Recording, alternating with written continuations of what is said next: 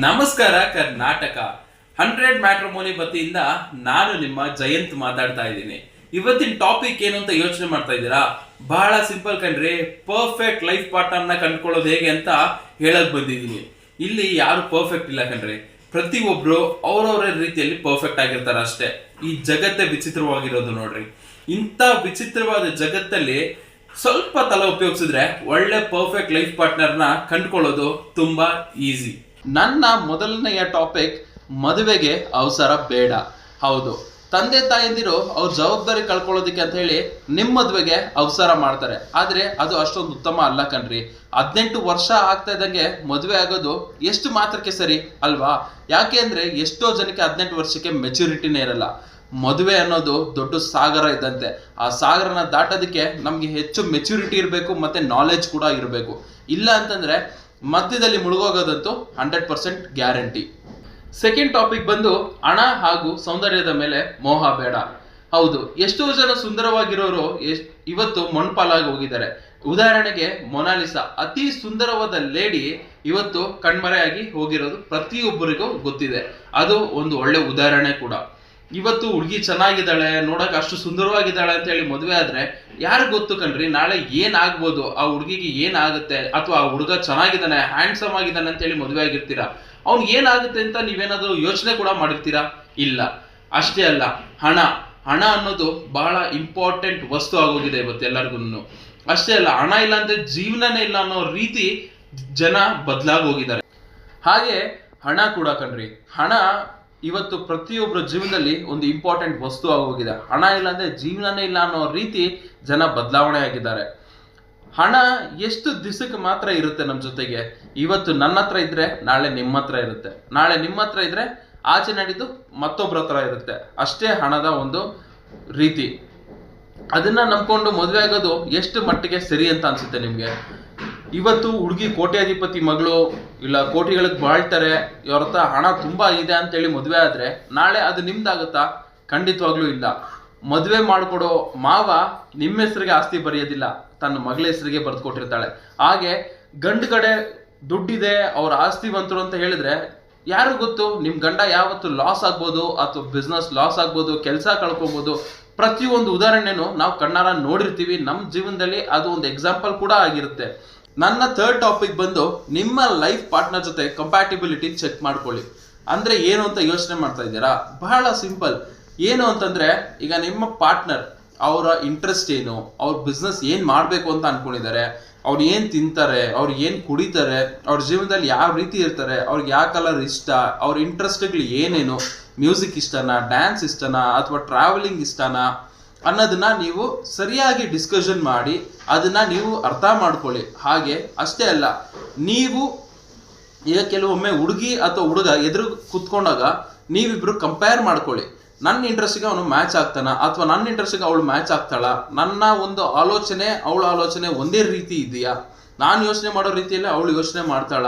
ಈಗ ಕೆಲವೊಮ್ಮೆ ನಾನು ದೊಡ್ಡ ಬಿಸ್ನೆಸ್ ಮ್ಯಾನ್ ಆಗಬೇಕು, ನಾನು ಬಿಸ್ನೆಸ್ ಅಲ್ಲಿ ದೊಡ್ಡ ಸಕ್ಸಸ್ ಕಾಣಬೇಕು ಅಂತ ಹುಡುಗ ಯೋಚನೆ ಮಾಡಿದ್ರೆ, ಹುಡುಗಿ ನನ್ನ ಗಂಡ ಒಳ್ಳೆ ಕೆಲಸ ಮಾಡಬೇಕು, 70,000 1 ಲಕ್ಷ ಸಂಬಳ ತರಬೇಕು ಅನ್ನೋದನ್ನ ಯೋಚನೆ ಮಾಡ್ತಾ ಇದ್ದಾಳೆ. ಅಂತ ಪಾರ್ಟ್ನರ್ನ ಕಟ್ಕೊಂಡ್ರೆ ನಿಮ್ ಬಿಸ್ನೆಸ್ಗೆ ಸಪೋರ್ಟ್ ಆಗುತ್ತೆ ಅನ್ಕೊಂಡಿದ್ದೀರಾ? ಖಂಡಿತವಾಗ್ಲೂ ಇಲ್ಲ ಕಣ್ರಿ. ಯಾಕೆ ಅಂತಂದ್ರೆ ಅವಳು ಕೆಲಸದ ಆಲೋಚನೆಯಲ್ಲಿ ಇರ್ತಾಳೆ, ನೀವು ಬಿಸ್ನೆಸ್ ಆಲೋಚನೆಯಲ್ಲಿ ಇರ್ತೀರಾ. ಸೊ ಇಲ್ಲಿ ನಿಮ್ಮ ಇಂಟ್ರೆಸ್ಟ್ ಮಿಸ್ ಮ್ಯಾಚ್ ಆಗುತ್ತೆ. ಮಿಸ್ ಮ್ಯಾಚ್ ಆದಾಗ ಏನಾಗುತ್ತೆ, ಜೀವನ ಸರಿಯಾಗಿ ಹೋಗಲ್ಲ. ಅದಕ್ಕೇನೆ ನಿಮ್ಮ ಇಂಟ್ರೆಸ್ಟ್ ಸೂಟ್ ಆಗುತ್ತಾ, ಅವ್ರ ಇಂಟ್ರೆಸ್ಟ್ ಸೂಟ್ ಆಗುತ್ತಾ, ಮ್ಯಾಚ್ ಆಗುತ್ತಾ ಅನ್ನೋದನ್ನ ಯೋಚನೆ ಮಾಡಿ ಆ ನಂತರ ನಿರ್ಧಾರ ಮಾಡಿ ಆ ಪಾರ್ಟ್ನರ್ನ ಮದುವೆ ಮಾಡ್ಕೊಳೋದು ಉತ್ತಮ ಅಂತ ನಾನು ಹೇಳಕ್ ಇಷ್ಟಪಡ್ತೀನಿ. ಅದನ್ನ ನಾವು ಸ್ವಲ್ಪ ಯೋಚನೆ ಮಾಡಬೇಕು. ನಾವು ಹಣಕ್ಕೋಸ್ಕರ ಮದುವೆ ಆಗ್ಬೇಕಾ, ಬ್ಯೂಟಿಗೋಸ್ಕರ ಮದುವೆ ಆಗ್ಬೇಕಾ, ಅಥವಾ ನಮ್ಮ ಜೀವನನ ರೂಪಿಸ್ಕೊಳೋದಕ್ಕೋಸ್ಕರ ನಾವು ಮದುವೆ ಆಗ್ಬೇಕಾ ಅಂತ. ಇದನ್ನ ನಾವು ಆಲೋಚನೆ ಮಾಡಿದ್ವಿ ಅಂತಂದ್ರೆ ನಮ್ಮ ಲೈಫ್ ಪಾರ್ಟ್ನರ್ ಈಸಿಯಾಗಿ ನಮಗ್ ಸಿಗ್ತಾರೆ. ಅಷ್ಟೇ ಅಲ್ಲ, ನಮ್ಮ ಜೀವನ ಕೂಡ ತುಂಬಾ ಸಲೀಸಾಗೆ ಮುಂದುವರಿತಾ ಹೋಗ್ತಾ ಇರುತ್ತೆ. ನಾನು ನೆಕ್ಸ್ಟ್ ಟಾಪಿಕ್ ಬಂದು, ಓಪನ್ ಮೈಂಡೆಡ್ ಆಗಿ ಡಿಸ್ಕಸ್ ಮಾಡಿ. ಏನು ಅಂತಂದ್ರೆ, ಮೇ ಬಿ ಪ್ರತಿಯೊಬ್ಬರ ಜೀವನದಲ್ಲೂ ಒಳ್ಳೆ ಪಾಸ್ಟ್ ಅಂತ ಇರುತ್ತೆ, ಇಲ್ಲ ಕೆಟ್ಟ ಪಾಸ್ಟ್ ಅನ್ನೋದು ಇದ್ದೇ ಇರುತ್ತೆ. ಆ ಪಾಸ್ಟ್ ಏನಿತ್ತು ಅನ್ನೋದನ್ನ ನೀವು ಕುತ್ಕೊಂಡು ಡಿಸ್ಕಷನ್ ಮಾಡಿ. ಏನಾಗಿತ್ತು, ಇಲ್ಲ ಬ್ರೇಕಪ್ ಆಗಿತ್ತಾ, ಲವ್ ಲೈಫ್ ಇತ್ತಾ ಇಲ್ವಾ, ಸಿಂಗಲ್ ಆಗಿ ಇದ್ರಾ, ಅಥವಾ ನಿಮಗೇನಾದ್ರು ಬ್ರೇಕಪ್ ಆಗಿತ್ತು ಅಂದ್ರೆ ಅದನ್ನ ಓಪನ್ ಆಗಿ ಡಿಸ್ಕಷನ್ ಮಾಡಿ. ಅವ್ರಿಗೆ ತಿಳಿಸಿ ಏನಾಗಿತ್ತು ನಿಮ್ಮ ಲೈಫಲ್ಲಿ ಅನ್ನೋದನ್ನ. ಯಾವುದೋ ಮೂರನೇ ವ್ಯಕ್ತಿ ಬಂದು ನಿಮ್ಮ ಬಗ್ಗೆ ಅವ್ರಿಗೆ ತಿಳಿಸೋ ಬದಲು ನೀವು ಅವ್ರಿಗೆ ತಿಳಿಸೋದು ನನ್ನ ಪ್ರಕಾರ ಉತ್ತಮ ಅನ್ಸುತ್ತೆ. ಅಷ್ಟೇ ಅಲ್ಲ, ನೀವು ಮೇ ಬಿ ಡ್ರಿಂಕ್ಸ್ ಮಾಡ್ತಾ ಇರ್ಬೋದು, ಇಲ್ಲ ಸ್ಮೋಕ್ ಮಾಡ್ಬೋದು, ಅಥವಾ ನಿಮಗೇನೋ ಕೆಟ್ಟ ಚಟ ಇರ್ಬೋದು, ಅದನ್ನ ತಿಳಿಸಿ ಅವ್ರಿಗೆ. ನನಗೆ ಈ ಥರ ಇದೆ, ನಾನು ಅದನ್ನು ಕಂಟ್ರೋಲ್ ಮಾಡ್ತೀನಿ, ಅಥವಾ ನಾನು ಇನ್ನು ಮದುವೆ ಆದಮೇಲೆ ನಾನು ಕಂಟಿನ್ಯೂ ಮಾಡ್ತೀನಿ ಅನ್ನೋದನ್ನ ತಿಳಿಸಿ. ಅವರು ಏನು ಮಾಡ್ತಾರೆ, ಏನಿದೆ ಅನ್ನೋದನ್ನು ನೀವು ತಿಳ್ಕೊಬೇಕಾಗಿರೋದು ತುಂಬ ಇಂಪಾರ್ಟೆಂಟ್. ಯಾಕೆ ಅಂತಂದರೆ, ಈಗ ನೀವು ಸುಳ್ಳು ಹೇಳಿ ನೀವೇನಾದ್ರು ಮದುವೆ ಮಾಡ್ಕೊಬೋದು, ಬಟ್ ಮದುವೆ ಆದಮೇಲೆ ಅದು ಗೊತ್ತಾಗೇ ಆಗುತ್ತಲ್ವಾ. ಅವಾಗ ನಿಮ್ಮಿಬ್ಬರ ಮಧ್ಯೆ ಕಾನ್ಫ್ಲಿಕ್ಟ್ ಅಂತೂ 100% ಗ್ಯಾರಂಟಿ. ಆ ಕಾನ್ಫ್ಲಿಕ್ಟ್ಸ್ನ ತಡೆಯೋಕ್ಕೆ ಯಾರ ಕೈಲೂ ಆಗಲ್ಲ. ಅವಾಗ ಏನಾಗುತ್ತೆ, ಡಿವೋರ್ಸ್ವರೆಗೂ ಹೋಗ್ಬೇಕಾಗಿ ಬರುತ್ತೆ. ಆ ತಪ್ಪುಗಳನ್ನ ಮಾಡೋ ಬದಲು ಮೊದಲೇ ನಿಮ್ಮಿಬ್ಬರ ಬಗ್ಗೆ ಕರೆಕ್ಟ್ ಮಾಡಿಸಿ, ಅವ್ರು ಒಂಥರ ಅವರು ಸೂಟ್ ಆಗ್ತಾರ ಅನ್ನೋದನ್ನ ನೀವು ಆಲೋಚನೆ ಮಾಡಿ. ಅದು ನನ್ನ ಪ್ರಕಾರ ಉತ್ತಮವಾದ ಕೆಲಸ. ನನ್ನ ನೆಕ್ಸ್ಟ್ ಟಾಪಿಕ್ ಬಂದು, ನಿಮ್ಮ ವೀಕ್ನೆಸ್ ಅರ್ಥ ಮಾಡಿಕೊಂಡು ಜೀವನ ನಡೆಸ್ತಾರ ಅಂತ. ಹೌದು, ವೀಕ್ನೆಸ್ ಅಂದ್ರೆ ಏನು? ಎಷ್ಟೋ ಜನಕ್ಕೆ ದಿಢೀರಂತ ಕೋಪ ಬರುತ್ತೆ, ಅಥವಾ ಕೆಲವ್ರಿಗೆ ಎಷ್ಟೇ ನೀವು ಕೆಣಕಿದ್ರು ಅವ್ರು ಕೋಪ ಮಾಡ್ಕೊಳಲ್ಲ. ತಾಳ್ಮೆ ತುಂಬಾ ಜಾಸ್ತಿ ಇರುತ್ತೆ. ಕೆಲವ್ರಿಗೆ ನೀವು ಸುಮ್ಮನೆ ಮಾತಾಡ್ಸಿದ್ ಸಾಕು, ಅವ್ರಿ ಆಳಕ್ಕೆ ಶುರು ಮಾಡ್ಬಿಡ್ತಾರೆ. ಇಂಥವೆಲ್ಲ ವೀಕ್ನೆಸ್ ಆಗಿರುತ್ತೆ. ಈ ತರ ವೀಕ್ನೆಸ್ನ ಅರ್ಥ ಮಾಡಿಕೊಂಡು ಲೈಫ್ ಪಾರ್ಟ್ನರ್ ಆಗಿ ಬರೋರು ನಮ್ಮ ಜೀವನನ ನಡೆಸ್ತಾರಾ, ನಮ್ಮ ಜೀವನದಲ್ಲಿ ಇರ್ತಾರಾ ಅನ್ನೋದನ್ನ ಮೊದಲು ನಿರ್ಧಾರ ಮಾಡಿ. ಈಗ ಫಾರ್ ಎಕ್ಸಾಂಪಲ್, ನನ್ನನ್ನೇ ನಾನು ತಗೊಂಡ್ರು, ನನಗೆ ಕೋಪ ಜಾಸ್ತಿ. ನಾನು ಏನೇ ಮಾತಾಡಿದ್ರು, ಯಾರೇ ಏನೋ ನನಗೆ ಹೇಳಿದ್ರು ನನಗೆ ಕೋಪ ದಿಢೀರಂತ ಬರುತ್ತೆ.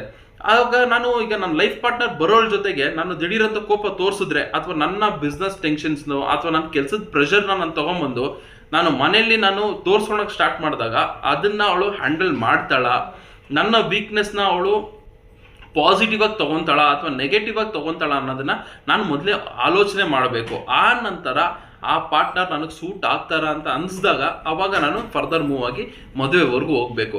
ನಮ್ಮ ವೀಕ್ನೆಸ್ಗೆ ಅವರು ಅಡ್ಜಸ್ಟ್ ಆಗ್ತಾ ಇಲ್ಲ ಅಂತಂದ್ರೆ ಖಂಡಿತವಾಗ್ಲೂ ಕಾನ್ಫ್ಲಿಕ್ಟ್ಸ್ ಗ್ಯಾರಂಟಿ. ಸೊ ದಯವಿಟ್ಟು ಅಂತ ಪಾರ್ಟ್ನರಿಂದ ದೂರ ಇರಿ. ನನ್ನ ಮುಂದಿನ ಟಾಪಿಕ್ ಬಂದು, ಎಜುಕೇಶನ್ ಹಾಗೂ ಡಿಗ್ರಿ ಜೀವನವಲ್ಲ. ಯಾಕೆ ಅಂತೀರಾ? ಎಷ್ಟೋ ಜನ ಡಿಗ್ರಿ ಇಟ್ಕೊಂಡಿರೋರಿಗೆ ಮಿನಿಮಮ್ ಕಾಮನ್ ಸೆನ್ಸೇ ಇಲ್ಲ ಕಣ್ರಿ. ಅಷ್ಟೇ ಅಲ್ಲ, ನಾನು ಬಹಳ ಓದ್ಬಿಟ್ಟಿದ್ದೀನಿ, ನಾನು ಡಿಗ್ರಿಗಳು PhD ಎಲ್ಲ ಮಾಡಿದ್ದೀನಿ ಅಂದವ್ರಿಗೆ ಸಿಂಪಲ್ ಕ್ವೆಶನ್ ನೀವು ಕೇಳಿದ್ರೆ ಅವ್ರಿಗೆ ಆನ್ಸರ್ ಗೊತ್ತಿರೋದಿಲ್ಲ. ಯಾಕೆ ಗೊತ್ತಾ?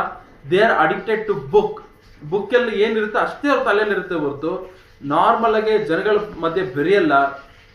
ಜಗತ್ತಲ್ಲಿ ಏನು ನಡೀತದೆ ಅನ್ನೋದು ಅವ್ರಿಗೆ ಗೊತ್ತೇ ಇರಲ್ಲ. ಅವ್ರಿಗೇನು, ನಾನು ಓದ್ತಾ ಇದ್ದೀನಿ, ನಾನು ಓದಿದ್ದೀನಿ, ನಾನು ಒಂದು ಒಳ್ಳೆ ಕೆಲಸ ತೊಗೊತೀನಿ, ಒಳ್ಳೆ ಸಂಬಳ ಇದೆ, ಅಷ್ಟೇ. ಸೊ ಅಂಥವ್ರನ್ನ ನೀವು ಕಟ್ಕೊಂಡ್ರೆ ಜೀವನ ಚೆನ್ನಾಗಿರುತ್ತೆ ಅಂದ್ಕೊಂಡಿದ್ದೀರಾ? ನನ್ನ ಪ್ರಕಾರ ಆಗಕ್ಕೆ ಚಾನ್ಸೇ ಇಲ್ಲ. ಎಷ್ಟೋ ಜನ ಅನ್ಕೊಬೋದು, ಈಗ ಸಕ್ಸಸ್ ಆಗಿರೋನೇ ಬೇಕು ನನಗೆ, ಗೌರ್ಮೆಂಟ್ ಜಾಬ್ ಇರೋರೇ ಬೇಕು ನನಗೆ ಅಂತ. ಎಷ್ಟು ಜನ ನೀವು ಒಪ್ಕೊತೀರಾ? ಎಷ್ಟೋ ಜನ ಗಂಡಸರು ಮದುವೆ ಆದ್ಮೇಲೆ ಸಕ್ಸಸ್ ಕಂಡಿರೋದು, ಯಾರು ಮೊದಲೇ ಸಕ್ಸಸ್ ಆಗಿರಲ್ಲ ಕಣ್ರಿ. ನಿಮ್ಮ ಲೈಫ್ ಪಾರ್ಟ್ನರ್ ಜೊತೆಗೆ ನಿಂತ್ಕೊಂತಾರ. ಮೇ ಬಿ ಈಗ ಹುಡುಗ ಕೆಲ್ಸಕ್ಕೆ ಹೋಗ್ತಾ ಇರ್ಬೋದು, ಹುಡುಗಿ ಏನೋ ಅಚೀವ್ ಮಾಡಬೇಕು ಅಂತ ಇರ್ತಾಳೆ, ಬಟ್ ಮದುವೆ ಆದ್ಮೇಲೆ ಅಚೀವ್ ಮಾಡೋದಕ್ಕೆ ಗಂಡ ಸಾಥ್ ಕೊಡ್ತಾನ ಅನ್ನೋದು ಗೊತ್ತಿರಬೇಕು ನಿಮ್ಗೆ. ಅಂತ ಹೆಗ್ಲು ಕೊಟ್ಟು ಸಾಥ್ ಕೊಟ್ಟು ಜೊತೆಗೆ ನಿಂತ್ಕೊಳ್ಳೋಂಥ ಪಾರ್ಟ್ನರ್ನ ನೋಡಿ ಮದುವೆ ಆಗೋದು ಉತ್ತಮ. ಯಾಕೆ ಗೊತ್ತಾ? ನಿಮ್ಮ ಒಂದು ಡ್ರೀಮ್ಸ್ಗೆ ಸಪೋರ್ಟಿವ್ ಆಗಿ ಇಲ್ಲ ಅಂತಂದ್ರೆ ಅಂತ ಲೈಫ್ ಪಾರ್ಟ್ನರ್ ಇದು ಪ್ರಯೋಜನನೇ ಇಲ್ಲ. ಅದಕ್ಕೆ ನಿಮ್ಮ ಒಂದು ಇಂಟ್ರೆಸ್ಟ್ಗೆ ಸೂಟ್ ಆಗ್ತಾರ, ನಿಮ್ಮ ಒಂದು ಆಲೋಚನೆಗಳಿಗೆ ಅವರು ಮ್ಯಾಚ್ ಮಾಡ್ತಾ ಇದ್ದಾರಾ ಅನ್ನೋದನ್ನ ಮೊದಲು ಯೋಚನೆ ಮಾಡಿ ಆ ನಂತರ ಡಿಸಿಷನ್ ತಗೊಳ್ಳಿ. ಕೊನೆದಾಗೆ ನಾನು ಏನು ಹೇಳಕ್ ಇಷ್ಟಪಡ್ತೀನಿ ಅಂತಂದ್ರೆ, ಫಾರ್ ಎಕ್ಸಾಂಪಲ್, ಈಗ ನೀವೆಲ್ಲರೂ ಡಿಮಾರ್ಟ್ ನೋಡಿರ್ತೀರಾ. ಡಿಮಾರ್ಟ್ ಏನಕ್ಕೆ ಹೋಗ್ತೀರಾ ನೀವು? ಅಲ್ಲಿ ಒಳ್ಳೆ ವಸ್ತು ಸಿಗುತ್ತೆ, ರೇಷನ್ ಚೆನ್ನಾಗಿರುತ್ತೆ, ಬಟ್ಟೆ ಚೆನ್ನಾಗಿರುತ್ತೆ, ಶೂ ಚೆನ್ನಾಗಿರುತ್ತೆ ಅಂತ ಹೇಳಿ. ಡಿಮಾರ್ಟ್ ಮೇ ಬಿ ನಿಮ್ಮ ಮನೆಯಿಂದ 4 ಕಿಲೋಮೀಟರ್ ದೂರದಲ್ಲಿ ಇದ್ರೂ ಗಾಡಿಯಲ್ಲ ಅಥವಾ ಬಸ್ಸಲ್ಲಿ ಅಥವಾ ಓಲಾ ಕ್ಯಾಬ್ ಮಾಡ್ಕೊಂಡು ಹೋಗ್ತೀರಾ. ಯಾಕೆ ಅಂತಂದ್ರೆ ನಿಮಗೆ ಬೇಕಾಗಿರೋದು ಒಂದು ಒಳ್ಳೆ ವಸ್ತು. 10 ದಿನ ಅಥವಾ 1 ವರ್ಷಕ್ಕೆ ಯೂಸ್ ಮಾಡುವಂಥ ವಸ್ತುನ ನಾವು ಅಷ್ಟು ಆಲೋಚನೆ ಮಾಡಿ ಅಷ್ಟು ದೂರ ಹೋಗಿ ತಗೊಂಡ್ಬರ್ತೀವಿ ಅಂತಂದ್ರೆ ಮತ್ತೆ ಇಡೀ ಜೀವನ ನಡೆಸುವಂಥ ಸಂಗಾತಿನ ಹುಡುಕಬೇಕಾದ್ರೆ ಆ ಥರ ಪಡೋದು ಸರಿನಾ?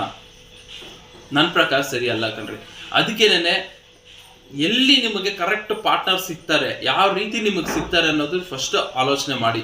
ನಿಮಗೆ ಮೇ ಬಿ ನಿಮ್ಮ ಮನೇಲೆ ಯಾರನ್ನ ಬ್ರೋಕರ್ಸ್ ಇರ್ಬೋದು, ಅಥವಾ ನಿಮ್ಮ ಸುತ್ತಮುತ್ತ ಬ್ರೋಕರ್ಸ್ ಇರ್ಬೋದು, ಅಥವಾ ನಿಮಗೆ ಮ್ಯಾಟ್ರಿಮೋನೀಸ್ ಇರ್ಬೋದು, ಅದ್ರ ಮುಖಾಂತರ ನೀವು ಹೋಗ್ಬೋದು. ಆದರೆ ಅದರಲ್ಲೂ ಕೂಡ ನೀವು ಸೆಲೆಕ್ಟ್ ಮಾಡ್ಕೊಬೇಕು, ಯಾರು ಚೆನ್ನಾಗಿರೋ ಪಾರ್ಟ್ನರ್ನ ನನಗೆ ಹುಡುಕೊಡ್ತಾರೆ ಅಂತ. ಅದೇ ರೀತಿ ನಿಮ್ಮ ಒಂದು ಇಂಟ್ರೆಸ್ಟ್ಗೆ ಸೂಟ್ ಆಗಂಗೆ, ನಿಮ್ಮ ಒಂದು ಆಲೋಚನೆಗಳಿಗೆ ಮ್ಯಾಚ್ ಆಗುವಂಥ ಲೈಫ್ ಪಾರ್ಟ್ನರ್ನ ಹುಡ್ಕೊಡೋದಕ್ಕೆ ಅಂತಾನೆ ನಮ್ಮ 100matrimony.com ಇರೋದು. ಹಿಂದೆ ನಮ್ಮ ಆಫೀಸ್ಗೆ ಭೇಟಿ ಮಾಡಿ ನಿಮ್ಮ ಒಂದು ಇಂಟ್ರೆಸ್ಟು, ನಿಮ್ಮ ಪ್ರೊಫೈಲ್ ಏನು ಅನ್ನೋದನ್ನ ನಮಗೆ ತಿಳಿಸಿ, ಅದ್ರ ತಕ್ಕಂಗೆ ಲೈಫ್ ಪಾರ್ಟ್ನರ್ನ ಮ್ಯಾಚ್ ಮಾಡ್ಕೊಡೋ ಜವಾಬ್ದಾರಿ ನಮ್ದು. ಅದು 1 ವರ್ಷ 2 ವರ್ಷದಲ್ಲ, ಕೇವಲ 3 ತಿಂಗಳಲ್ಲಿ ನಿಮ್ಮ ಪಾರ್ಟ್ನರ್ನ ನಿಮಗೆ ಮ್ಯಾಚ್ ಮಾಡ್ಕೊಡ್ತೀವಿ. ಅಷ್ಟೇ ಅಲ್ಲ, ಹಲವಾರು ಪ್ಯಾಕೇಜ್ಗಳ ಮೇಲೆ 50% ಆಫರ್ಸ್ನೊಂದಿಗೆ ನಿಮ್ಮ ಲೈಫ್ ಪಾರ್ಟ್ನರ್ನ ಮ್ಯಾಚ್ ಮಾಡ್ಕೊಡ್ತೀವಿ. ಹಿಂದೆ ನಮ್ಮ ಆಫೀಸ್ಗೆ ಭೇಟಿ ನೀಡಿ. ಅಷ್ಟೇ ಅಲ್ಲ, ನಿಮಗೆ ಬರೋಕ್ಕಾಗಿಲ್ಲ ಅಂತಂದರೆ ನಮ್ಮ ಒಂದು ಕಾಂಟ್ಯಾಕ್ಟ್ ನಂಬರ್ನ ಡಿಸ್ಕ್ರಿಪ್ಷನಲ್ಲಿ ಹಾಕಿರ್ತೀವಿ. ಆ ನಂಬರ್ಗೆ ಕಾಂಟ್ಯಾಕ್ಟ್ ಮಾಡಿ ಹಾಗೂ ನಮ್ಮ ವೆಬ್ಸೈಟ್ ಆದ www.100matrimony.comಗೆ ಹಿಂದೆ ಭೇಟಿ ನೀಡಿ. ಧನ್ಯವಾದಗಳು. ಅಷ್ಟೇ ಅಲ್ಲ, ನಮ್ಮ ವಿಡಿಯೋ ನಿಮ್ಗೇನಾದರೂ ಇಷ್ಟ ಆಗಿದ್ರೆ ಲೈಕ್ ಮಾಡಿ, ಕಮೆಂಟ್ ಮಾಡಿ, ಶೇರ್ ಮಾಡಿ ಹಾಗೂ ನಮ್ಮ ಚಾನಲ್ಗೆ ಸಬ್ಸ್ಕ್ರೈಬ್ ಆಗಿಲ್ಲ ಅಂದರೆ ಹಿಂದೆ ಸಬ್ಸ್ಕ್ರೈಬ್ ಮಾಡಿ, ಪಕ್ಕದಲ್ಲಿ ಕಾಣೋ ಬೆಲ್ ಬಟನ್ನ ಒತ್ತಿ.